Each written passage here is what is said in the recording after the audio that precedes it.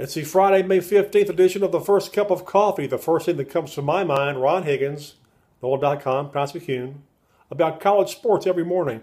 This morning it's college football attendance figures since they were released just the other day for the FBS, which is Division 1A. And, of course, the SEC mopped up again with 10 of the nation's top 25 teams. The SEC has the highest attendance. 2 in the top 5, Texas A&M at number 2, and LSU at number 4. Yes, Tiger fans, they beat Alabama in attendance, so rejoice.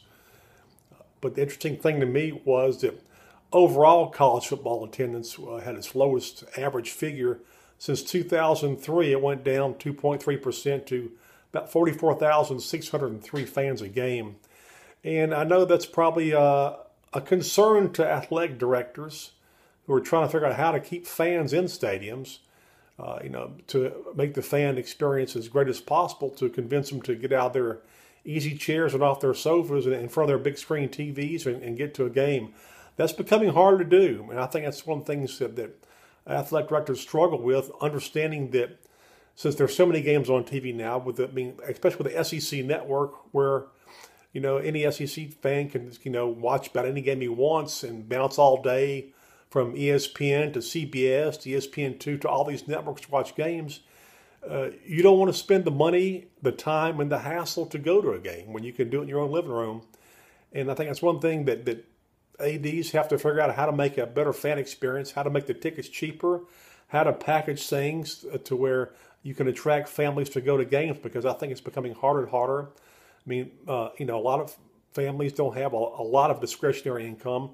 So, and when you start adding up the amount of money for tickets, for parking, for food, if it's an all-day affair, and the time and effort you put into it, I think fans want to get the most bang for their buck, and it seems like they're increasing ticket prices every year and making it harder and harder for the average fan to go to a game unless you have a seat license, basically, like most LSU fans do, and just have a right to buy a ticket.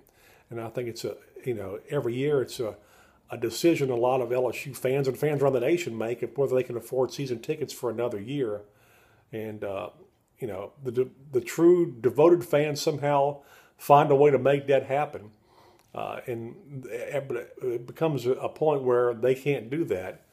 And I guess that's when you have ticket turnover. Also, the students are showing up less and less for games all over the nation. You can see that, even at LSU at times.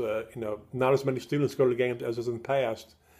And but these are things that ADs have to look at to keep attendance up. But overall, college attendance in the SEC still solid. This is Ron Higgins from NOLA.com and Times-Picayune. And that's the First Cup of Coffee for Friday. We'll see you tomorrow.